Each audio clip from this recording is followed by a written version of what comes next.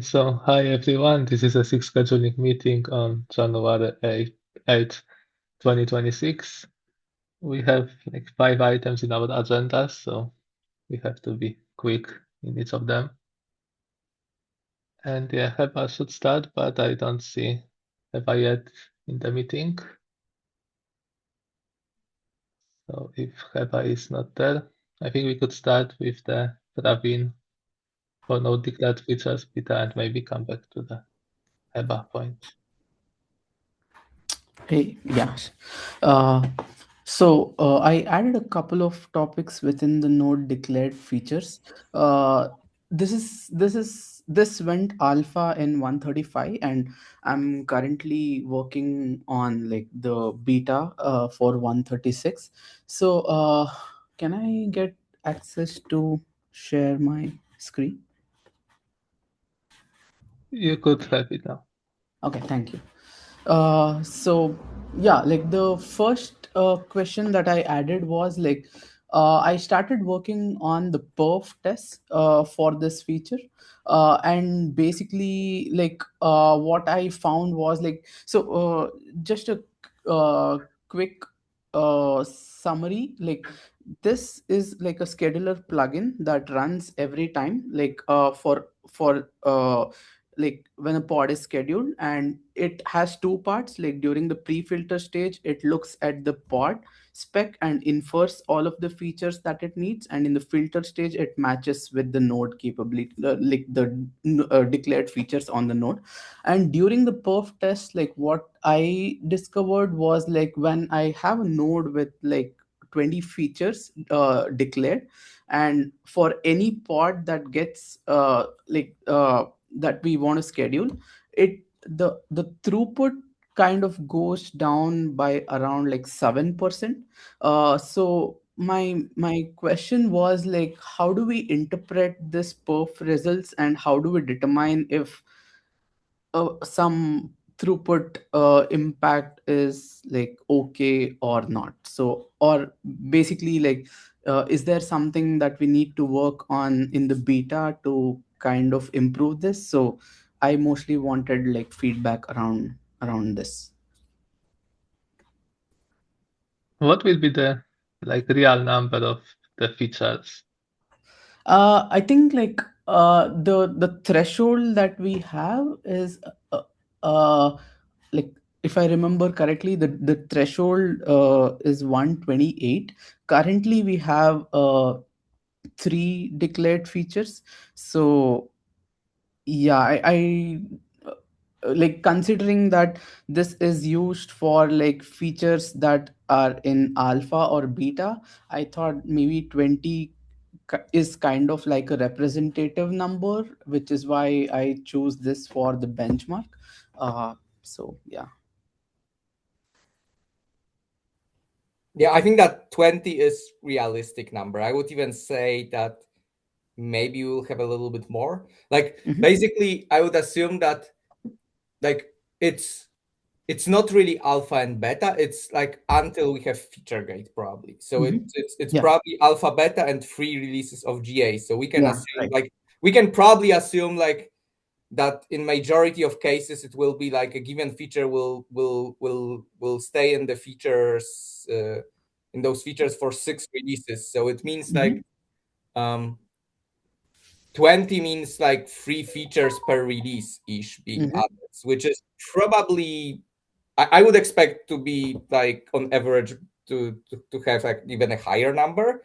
So I think Mhm. like um we would like it would be useful to have this benchmark also to run with like I don't know 50 or something to see like if it Okay. skates I would expect it skates roughly linearly. But Mhm. my question that I wanted to ask is like it's the overhead of it seems pretty high to me given like how simple that feature is. It's effectively like just a check like if the feature is on that node or not. So Mhm. like it's super surprising to me because it's like it's even simpler than checking if there are enough resources to that. So do we know why it is why this overhead is like so non-negligible? Uh, So like basically we have two parts to this, right? Like for every pod we need to iterate through all of the declared features and determine if it's there or not. And the second part is like currently like we need to do like a match between what is declared on the node, and that is kind of a linear match right now. Tim has a PR or like Tim has something that is working on to kind of like make this more efficient. Maybe that could help reduce the impact, but for the inference part, I think we still need to run through like all of the features that are being registered like within this framework.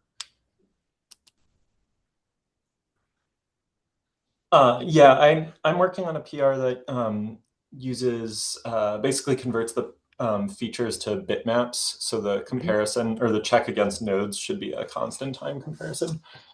For the inference step, which is computing which features should be required for a pod, that happens in the pre-filter stage, which at least it seems like that step could be parallelized. Does the scheduler already do that, or is it doing the pre-filter in a serial way when it goes to schedule each pod?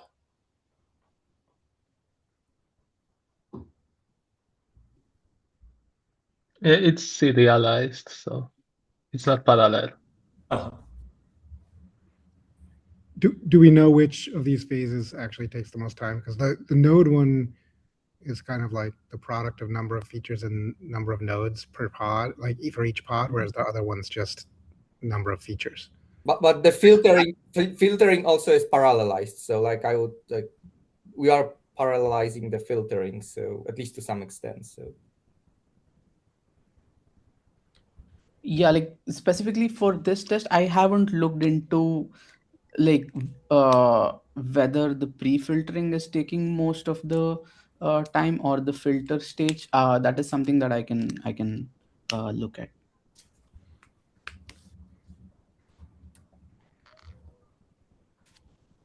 Dominic or Tim, I don't know who raised their hand first. Actually, if I could just respond to that last point quickly. So in the test, I think you're iterating through environment variables, looking for a variable that matches the name. Yeah.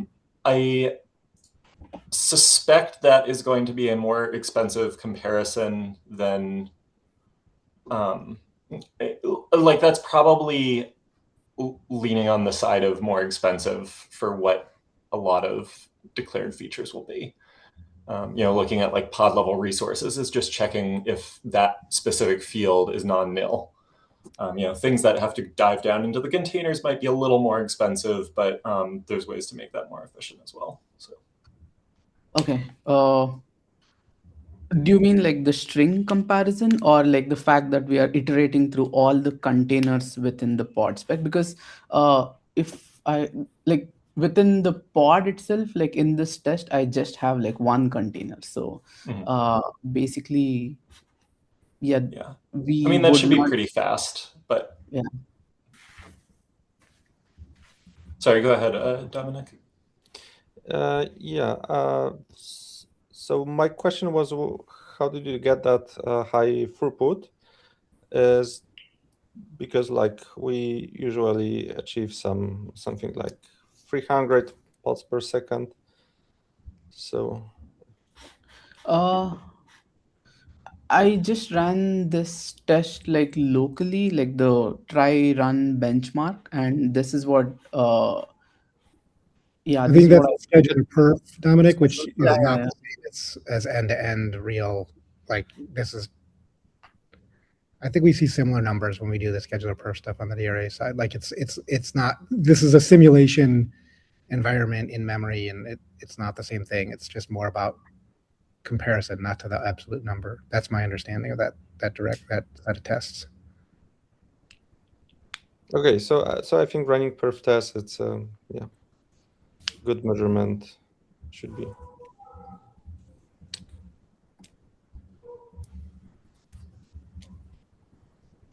Yeah, so this was mostly a question on, like, I can look at the couple of suggestions on the test itself and try to see if I can make this like more representative. And I can also like run this after Tim has his PR about like on making the node comparison like constant time. Uh, yeah, like maybe after that we'll get like a better sense of like how big is the impact. But I was mostly curious on like uh what is the yeah, the throughput impact that we would be okay with like for the beta for this cap, because we are like adding all of this inference for each pod, right? So I don't think like we really have like a good single number or single percentage to say. I think like it's more about like understanding why is this happening. Like this is a useful feature, so like we definitely can accept some overhead. Like every new thing comes with some overhead. It's rather like getting better intuition like why the numbers are changing, not like if they are changing. Like I think we need to be able to like persuade ourselves that like the increase in those latencies actually like is what we expect. I don't think it's like, at least like it's surprising to me for now. okay, yeah, let me just take another look at the test and make it more Yeah. representative. And let's try to like have like a more detailed breakdown where the time goes. Like I think that should help us to understand. If it's like we shouldn't optimize for the sake of optimizing. We should like first see like where the time really goes, and then see if like the team's PR is what will actually like make the difference. Or maybe the time is actually, as I'm not sure who, but like someone already mentioned, maybe the test is not super representative. Like so let's try to understand it a little bit better. Okay. Yeah, makes sense. uh I had another topic, but I don't want to take up like all of the time. Like maybe, um, yeah, I added a doc for like how we want to integrate uh, the declared features with the cluster autoscaler. I'm open to like doing this offline, or I can like talk about this like after the other topics are covered. I think we also don't have like all the needed people for that discussion here. Okay. So let's. Yeah, I think we can take it offline, Maciek. Okay. Yes, like I can take a look at it and write to the PR that you created. Okay. Sounds good. Thanks a lot. I think we can Okay. also like front load John's topics, because the discussion about WAS might take unpredictable amount of time.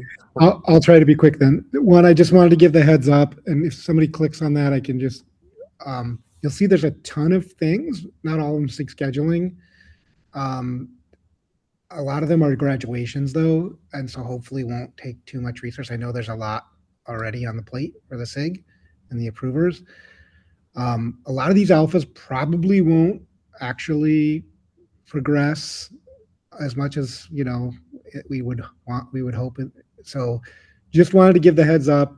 Bunch of things on here, maybe half of which or more are SIG scheduling, but a lot of them are either beta to stable or alpha to beta, which hopefully won't have too much review bandwidth. If there's no questions on these, we can move to the other topic, which was just actually, John, could we go quickly through those items, and like can you tell us like which are the important ones? Something okay. that. So the first one, we really want to get that to beta in 136. So that would be our top priority.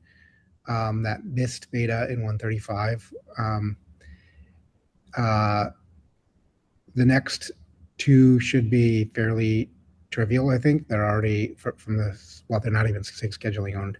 Okay, the two after that, device teams and tolerations, and partitionable devices. These are roughly priority order, I would say. We'd like to get both of those to beta. I think they're pretty close to ready anyway. The next SIG scheduling ones, so binding conditions has been hanging around for a while, and I think there's still some work there, but it's I would personally probably put consumable capacity higher than that, but that's not really my personal preference. Isn't necessarily the defining factor. I think the consumable capacity is in pretty good shape, honestly. So probably won't be that hard to move to beta. Some of these other ones, I'm not sure. Like mix-ins, we're probably going to just, we may not even try to go for alpha, but we want to keep it. We may just do some cap updates, and because we don't see an urgent need for that yet, because it's really about resource size, and adds a lot of complexity. Reserved for workloads could be important. It gets to the WAS stuff and is tied to that and might have a dependency on that such that we can't progress. I don't know yet. But the idea there is to break a scalability constraint that we have, that we list individual pods in every resource claim. And we'd like to list like a pod group. If we go to a pod group resource, then putting a pod group in there would work really well. If not, then it's put a workload in there and some sort of replica key or something for the pod group. I don't know yet, but the idea is that then we don't have to, we don't run into a limit on the count of that size of that field with pod listing individual pods. Yeah, I think So that, sorry, that has like a strong dependency on like the decision we will make with like what we are doing with pod group. Like I already started this doc like before Christmas. I'm going to like follow up on that and like fill in a bunch of like trade-offs and so on, depending on the option that we have. And like we should probably get back to this discussion based on that. Yeah, exactly. The native resource request is a node feature here, but scheduling, there's a lot of scheduling stuff there. Praveen's on that too. That one's going to be very tricky. I'm not sure, Praveen, if do you think we'll actually make alpha or we'll make design decisions towards alpha? I like looking at the work that the document you put together and the discussion with Sasha, like it feels like, and we still have time. We still have a whole month before cap freeze, but it's a very challenging feature. What do you agree? Yeah, I think like we have a lot of open questions, but we are slowly getting alignment. But for now, it's mostly focused on the scheduler side of the changes. So yeah, I think maybe uh, it it should be owned by like the scheduling scheduling sig, at least for Okay, the R. you think we should change the ownership there? Okay, Yeah, we can do yeah. that. I don't think device class builds it. I didn't even put it as alpha on 136. That's an optimization that we can decide to do or not, based upon what people think. That's like the idea there is that you put an explicit thing in the device class that says something like, this is a node local device class. And then the scheduler can make more optimal, like it can sort of like, it can shortcut some of its processing. So I think that can be deferred until we really need it. Resource claim support for workloads also very tightly coupled to the pod group decisions. Mm-hmm. So, and the other things are too even ill-defined to even say what they are right now, and probably won't. This one, the bottom one, maybe connect consumable and partitionable. That did come up in our meeting yesterday or the day before. as something that people want to potentially do. So we're working on making progress on that. That might pop up. The others probably won't materialize this cycle. Is that useful enough, or are there specific ones you want to dig into, Dominic? No, I think it is useful. It shows like how much we have down here for reviews and like. Realistically, the most important ones are the betas, the ones going to beta. Okay. And I'm hoping they don't have too much review demand. Okay. Yeah, I think from our side, you are probably also aware that we would like to have the workload scheduling phase as the highest priority. We have to introduce it because many other features depend on it. And yeah, we have a few other important features we would like to prioritize.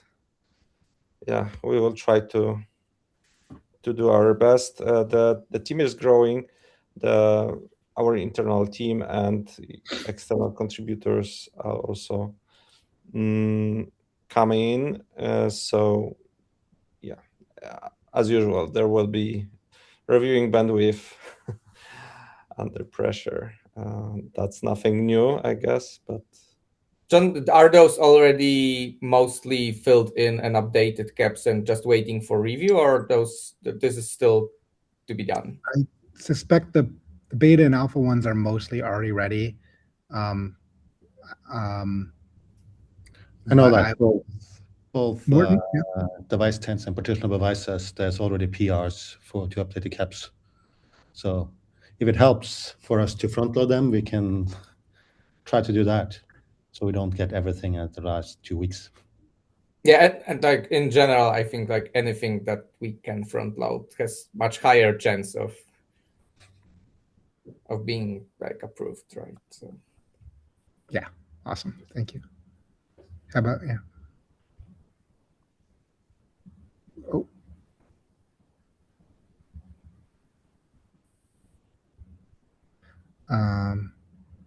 Did we lose Heba? Okay. Yeah. Any other questions on this? No, I think we can move. Can you hear me now? Yes. Yeah. Okay. So I have a quick suggestion, if you don't mind, if we can have like priorities for all these, like P0, P1. Yes. So I think this might help SIG scheduling plan for the priority from priority perspective.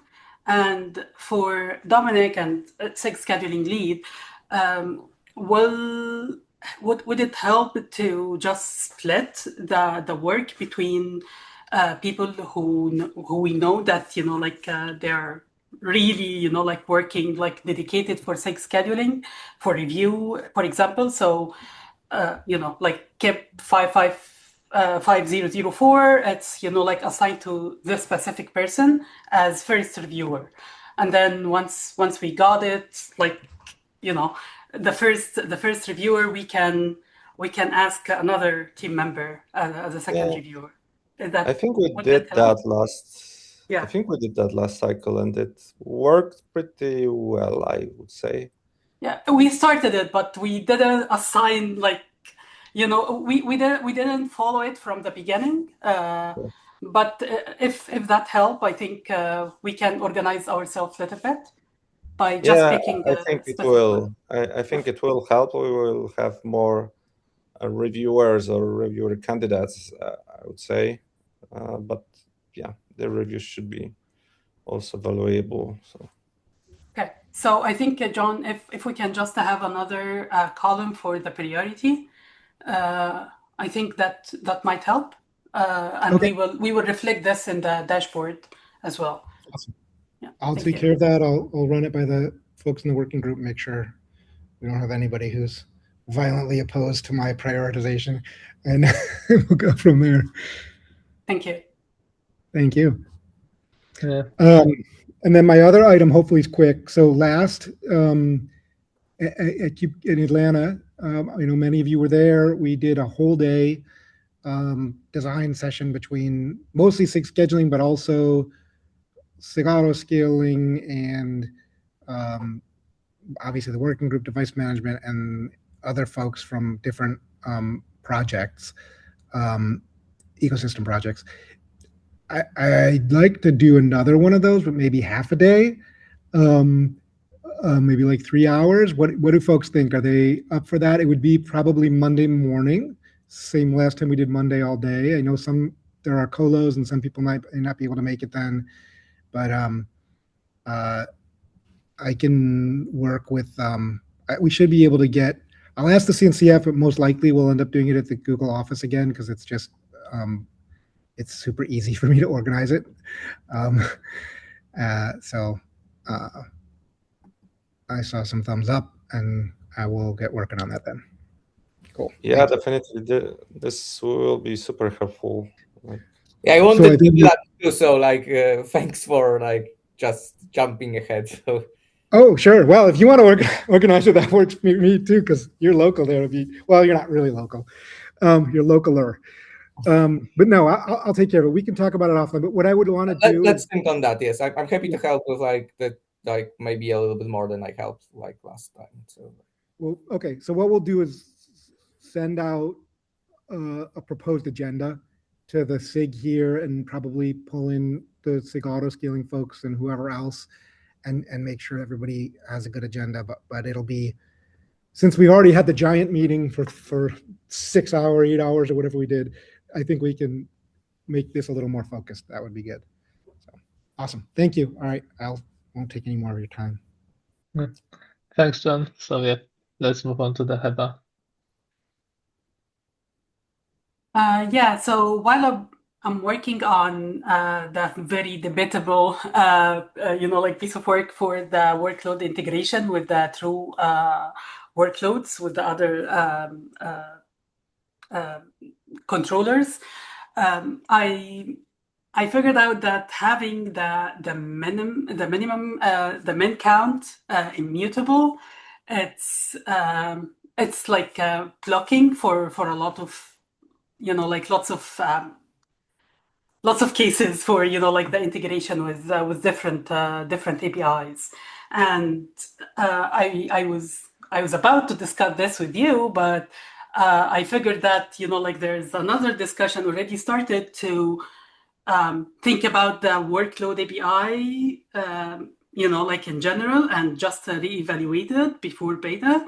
So I'm not sure if we should have this discussion now, or we should wait until we figure out if the min count and other properties or fields will change. What do you think? Do you have any proposal how you think the mutability should look like? Yeah. Is it just about making the field mutable and the scheduler will adjust, or do you think there should be some process of actuating and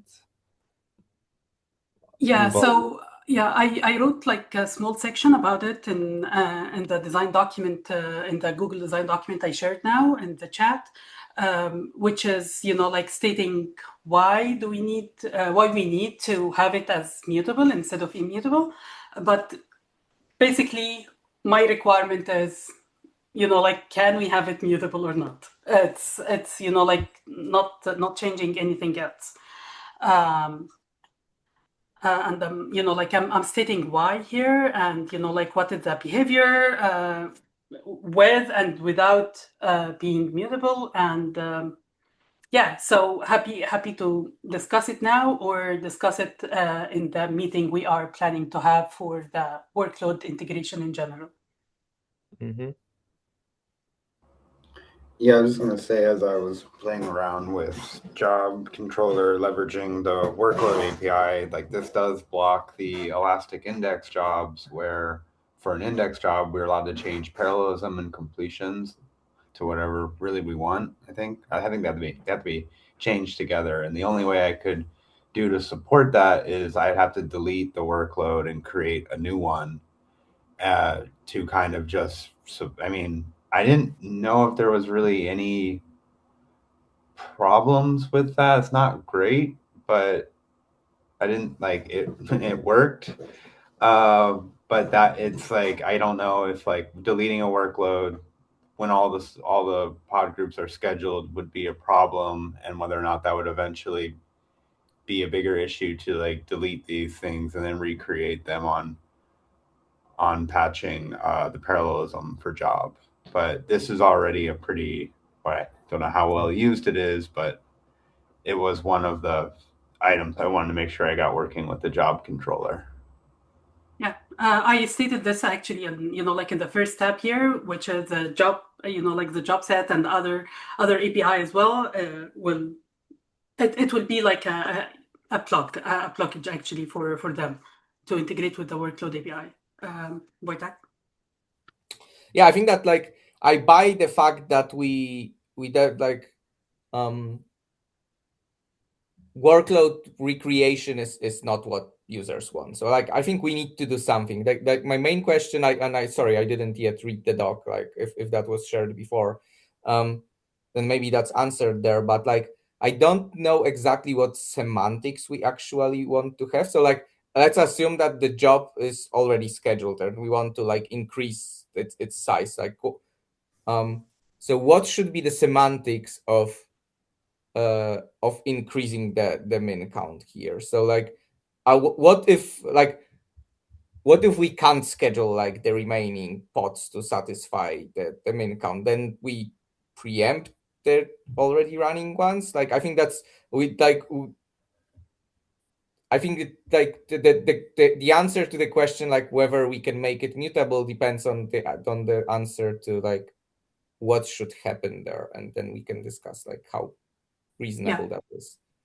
Actually, thanks for you. You already reviewed this document once before the like holidays, but I added and updated a lot to this document. It looks very different from what I remember. No, actually, this is new tab. Like the one I shared right now, it's a new tab. But the first tab you already reviewed it, which I was trying to gather. Not, of course, not designing all of them, but to gather all the requirements that we might need to integrate the workload API with each controller, and what is the requirement, how we can map the min count and other fields from the controller. So. And this, when it comes, like I started to, like to hit all these plugs. So if you read the job and job set part, you will find that I was trying to let me go through it to just make sure that I'm, like stating the right thing.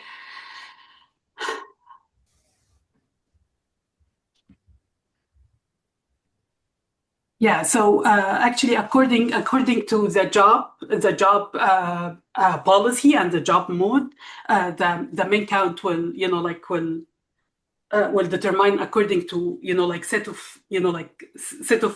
some policies here. So it will differ from from how to calculate the min count.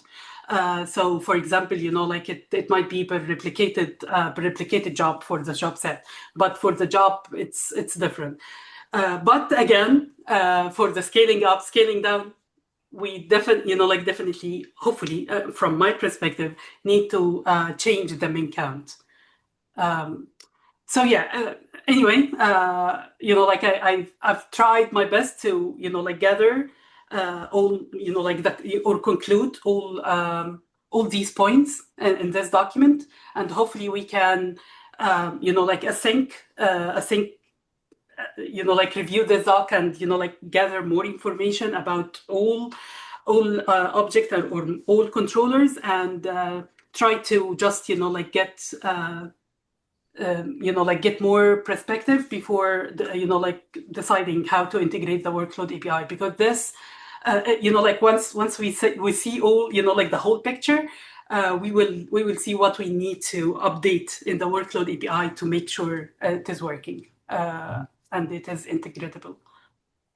Yeah, I will try to review it as soon as possible. I think that by just looking what is presented now, like the atomic, I think the potential problem that I see is that pods are once bound, the pods cannot be moved, cannot be rescheduled. So like the atomic may actually require action from the controller to recreate or to recreate the pods. Like when I think I need to think about it a little bit more, like how feasible that is, and like what exactly we would need. I have a suspicion that like we will need a little bit more knobs on the workload API here, but I need to think about it a little bit more. I think we will have a meeting dedicated to this discussion, right? Yes, I have the poll actually still open in the SIG scheduling channel. So please help me, like trying to pick the day and the time to send invitation for all the stakeholders to discuss this, like this feature. Sure. I think that Kevin was also asking about making this recurring meeting. What do you think about that? Okay, so this, I mean, not specifically those two topics, but in general. Actually, the integration for the workload API, it is, like a very wide topic, and it involves like the job set, TM, LWS, and like SIG apps. So lots of stakeholders. So it makes sense to have it as a recurring meeting, at least for the next release, and then we can see if we need it to be continued or not, or if people like don't want it to have just one more meeting, we can have this discussion during the SIG scheduling or SIG apps meeting. It's up to you. So I was thinking about having SIG scheduling / VAS meeting like every week. Because if you have bi-weekly meetings and sometimes like one of us cannot attend it, then it means that we meet one every month, which is not too often. So we could consider using the same slot and have SIG scheduling and later VAS meeting and SIG scheduling. Of course, we will probably mix the topics because it's hard to talk about on SIG scheduling something different than the workload or scheduling. We already have like a weekly meeting for SIG scheduling, but in different time zones. Yes, that's true. So if like I know it is not working. Yeah, it is not working for everyone, of course, because the time zone problem. But yeah, it's up to you. Any opinions about that? I don't have strong opinion. I mean, yeah, I would love to, find a place where these discussions are happening because, I think that from the workload aspect, what I wanted to try to do once this was available on Kind, I've been trying to play around with how this would work with job set and job, and trying to understand like with DRA and TAT and topology aware scheduling, like all these different APIs, and like what the implication of all of these would be on what kind of API I want to expose for job set. So I think like it's helpful to have a place where I can follow. SIG scheduling is, I mean, it's fine, but it is only every 2 weeks. And then there's obviously, I'm also trying to understand the overlap of WAS with Q. And part of that, is working group batch, but it's also a lot of effort on you all to probably keep attending those too. So I think having, that's. I think like Andre suggestion is good, which is having this meeting during the work group batch, which is, it makes sense, like it makes sense to the extent, but to some extent, yeah. Yeah, and I'm technically part of that, and I think so is Yuki and others, and obviously the people that are wanting to go, we can include them. I think that, yeah, there's a lot of stakeholders. This is sort of the challenge. Andre? Yeah, I have like another question, and thank for this. Heba, I'll also take a look on the proposal.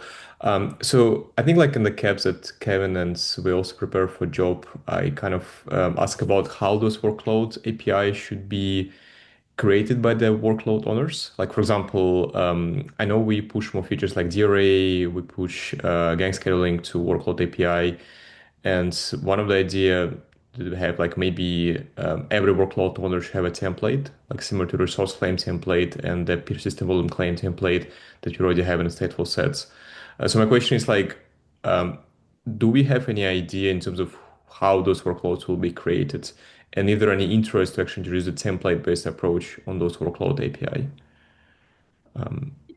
Yeah, this is part of the document actually. Which is how to enable and disable the gang scheduling, which includes do we need to like have the workload API like like have the template as an external template, so everyone can update it, or making it custom for like each controller, or like how this will work. Should every controller will create it, or like do we have like exposed some of these fields? It's a lot of options.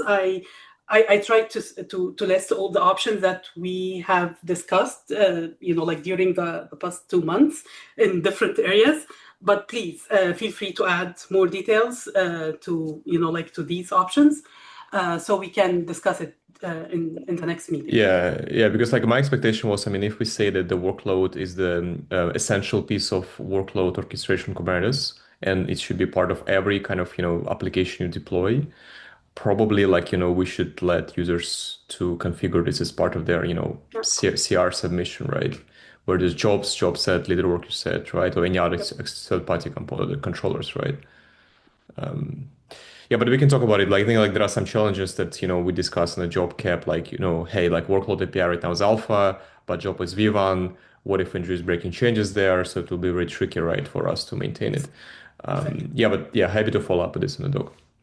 Yeah, we had this discussion actually, which is like every change in the workload API, which will be a lot, like at least the next couple of releases, we have to follow up with every single API, and we have to change every single API, which is it's not optimum, of course. So yeah, we definitely can't do that. Like that won't work because of like amount of work even to do that. So we need something smarter. Like template is one of the options. I don't think it's the only option, but it's certainly one of the options.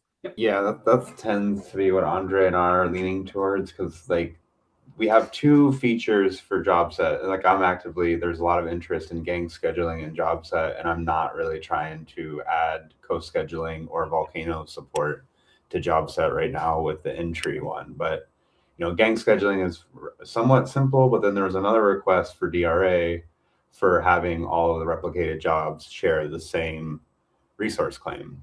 And then in that case, I don't know how hiding those details really works for job set, because like I don't like, for TPUs, I imagine there's a case where we want all the jobs to share the same TPU or whatever. I don't know.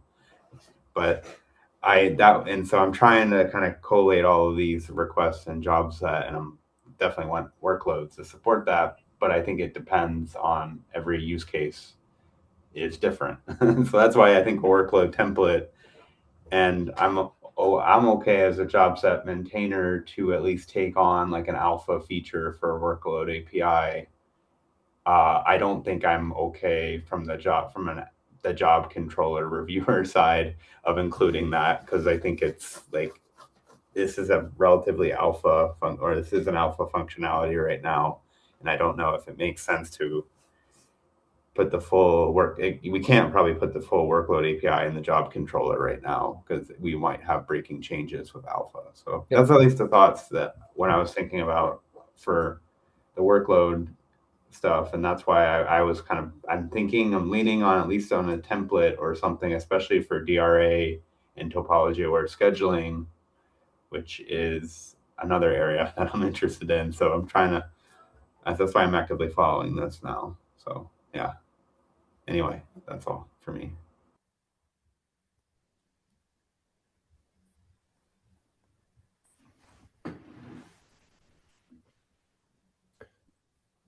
Sorry, just quick comment, like getting back to like scheduling this meeting, like, and talking about this thing. If we can try to make that next week, that would be great, because like the week after I'm out, and I know Eric is also out, so like, and we probably would like to be, at least one of us would like to be on that meeting. So yeah, I think there's Monday and was it Monday and Tuesday next week are the options there. Yeah. Yeah, I sent the Slack thread here. Please feel free, if any of these is not working with you, let me know. We can accommodate this, of course. But for now, it should be on Monday. Just maybe like a quick question, to the broader community. Like, I think like the point that Kevin was mentioned, have a job set, a way to experiment with things because it's an alpha and job is when, like V1. Any thoughts on, like maybe first, I mean, after we agree on the design and the API, experiment with those, controllers, and collect the feedback from users, because I guess like, workload is an alpha, job set is an alpha, later worker set is an alpha. We can have like at least something working and then iterate to see like what we can do for job deployment stateful sets, right? Because I feel like that might require more time for us to think about, right? Yeah, the only concern I will say is even if they are alpha, I do know that from the Google side that job set is effectively treated as GA, and leader worker set is technically a V1 API also. So I think it's okay if we have this as at least a feature gate, and it has to be because the workload API is not, it's probably not in any, well, I don't know if any distribution has it right now by default. I don't know if Google supports alpha APIs by default or not, but I know that we don't do that at OpenShift. So I think most distributions would probably not have like the workload API enabled in 1.35 right now. So I think it probably makes sense to have this as an alpha feature anyway. I think the requirement is going through, or like doing the work in parallel for the job set, LWS, and job, with of course feature gate for alpha. They will have like their own feature gate, and to be honest, it's totally fine, because according to which way we are going to choose to integrate the workload API, it might be like not 100% depend on the workload API changes, so it might be easier. So yeah, let's discuss this and try to get like a conclusion by the end of this meeting, hopefully. Meaning next week. Yes, next week, of course. Yes. Yeah.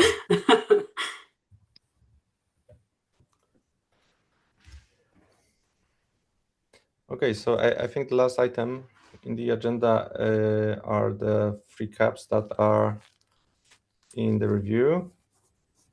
The workload scheduling cycle is the most important, because other caps depends on it on some way. I wonder if anyone has questions about those, we could discuss it here. It's probably we don't have enough time to like describe those caps. If you are not familiar with them, I would suggest to take a look. I guess my question for the DRA, I like the suggestion of like priority are all of these like P0 effectively? Like I know there's a lot of the WAS ones, there's a beta promotion, and then there's what, TAS and DRA, and then preemption. And I don't know if there's any other ones that are off the top of my head, but all of them together is Just curious if like are all high priority for you all? So I think workload scheduling cycle is sort of P0. So this is the introduction of a phase in kubescheduler, which is capable of scheduling the whole workload. And it is a part of, in general, gang scheduling and promoting workload API to beta. And there are two main blockers. The one is the delayed preemption, which has to be separated from scheduling. And this, what was the second thing? Delayed the cycle. The cycle itself. The cycle itself, yeah. Right. So we should have that because other features depend on it. So the delayed preemption is currently part of the workload preemption. We will most likely or probably move it to workload scheduling cycle to make it, enable it for beta. But we also need the decision on pod group, right? We need it for beta promotion.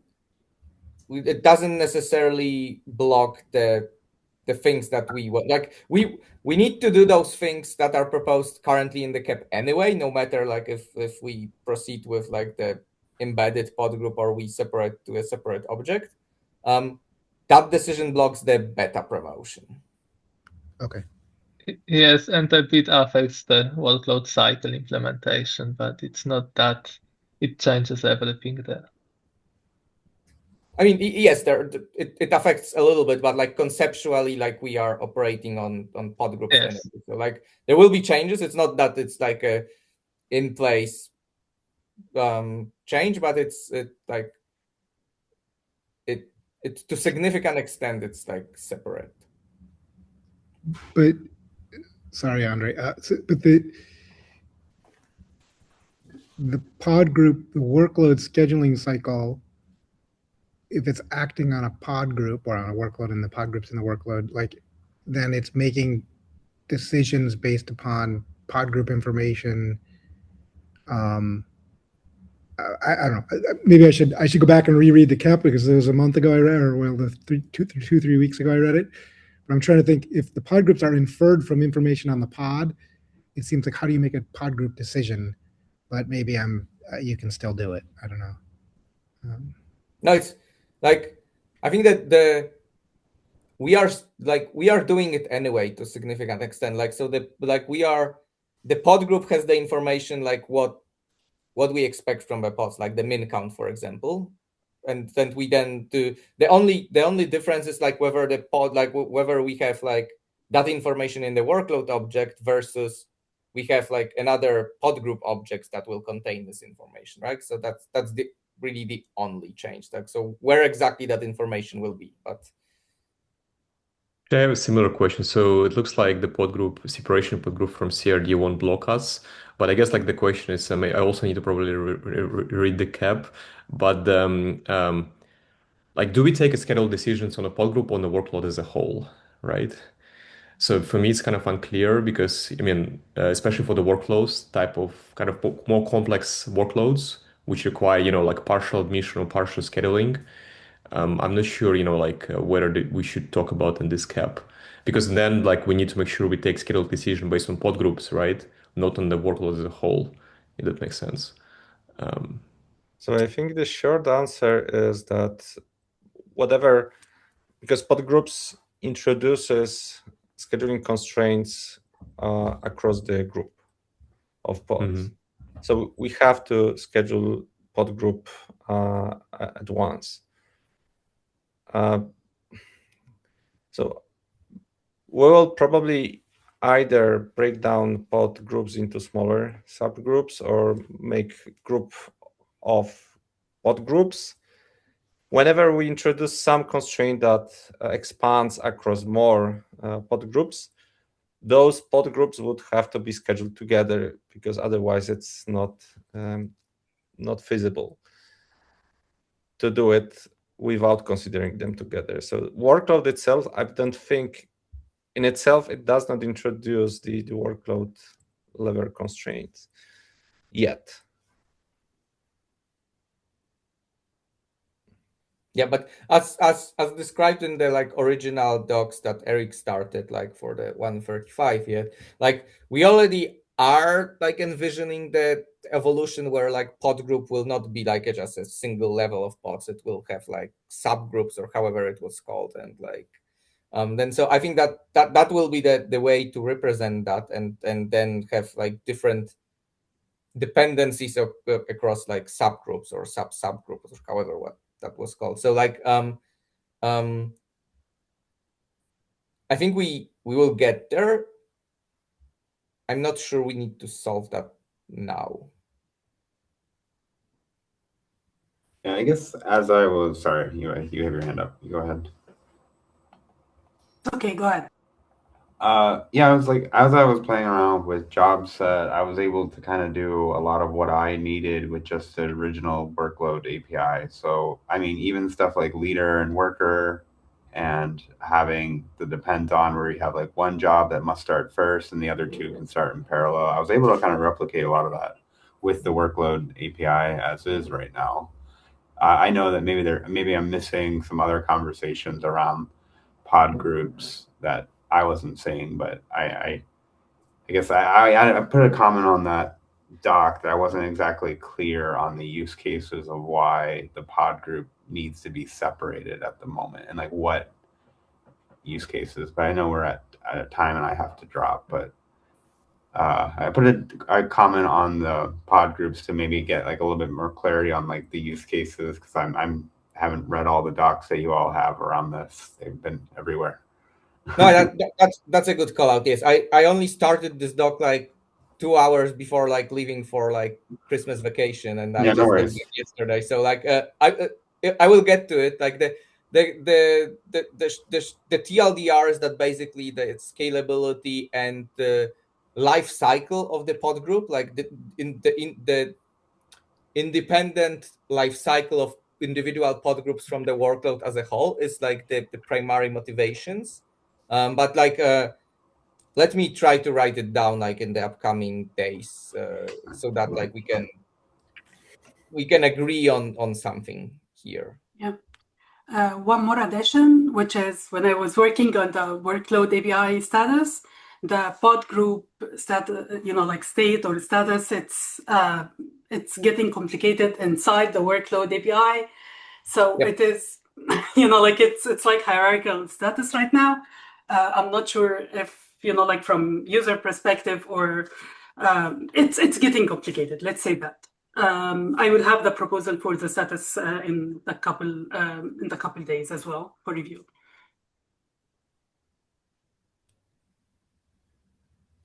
Okay, thanks. Any more questions? Topics?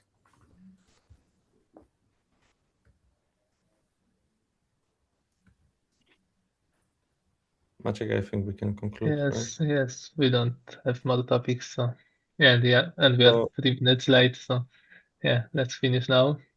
So thank you everyone. Thanks for joining today, and see you maybe next week on the special meeting. Yeah, bye. Thank you.